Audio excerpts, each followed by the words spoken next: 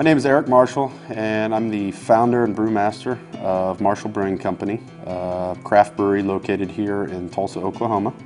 We're about 4 years old, and born and raised, went to Edison High School, graduated in 2000, 2004 graduate from the University of Tulsa. So I've been here pretty much my whole life, with the exception of living in Germany for a little while and living in Philadelphia for a little while. I was definitely not a chemistry major or a science guy at all. I actually have a degree in international business and German. So I really got into brewing more from the cultural side of it. When I studied over in Germany in college, I really fell in love with the beer and brewing culture. And like most college kids, like to imbibe in a few beers now and again. And so had a great time and really loved the way that the beer and the brewer was in the German culture. Loved the fresh local beers you were drinking there, and really came back to Oklahoma, back to Tulsa, and wasn't really afforded that opportunity.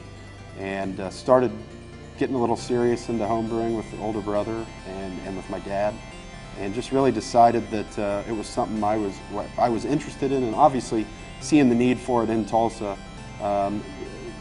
gave me further validation that, hey, this might be something to look into. The early stages of starting up, we definitely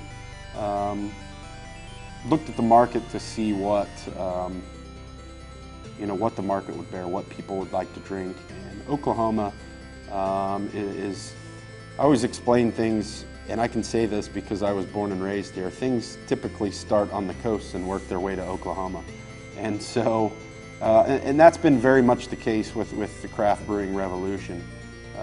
Places like McNelly's and some of these bars that have popped up with multiple tap options and variety have really helped to foster the growth of the craft culture here in Tulsa. And we kind of started around the time that it was really starting to gain some steam. People were getting a little more interested in what was out there and really wanting something local. And so obviously we had to take a look at what the market would bear in terms of styles, but still make something that tasted great, that we were proud of, that people could get behind. Obviously, like any industry or anything, technology definitely has its place, and you get a lot more automation and controls and things of that nature. For little guys like us, it's really, really expensive. If I forget to do something, it's going to affect what comes out of the door and what people drink. But there is that element that we have. You talk to me or one of my brewers, whoever brewed the beer can tell you what happened. If there was something different, the beer tastes a little different than the time before, they can tell you exactly why. And I think that's good. And there's a lot more ownership and a lot more pride in what you do at that point too.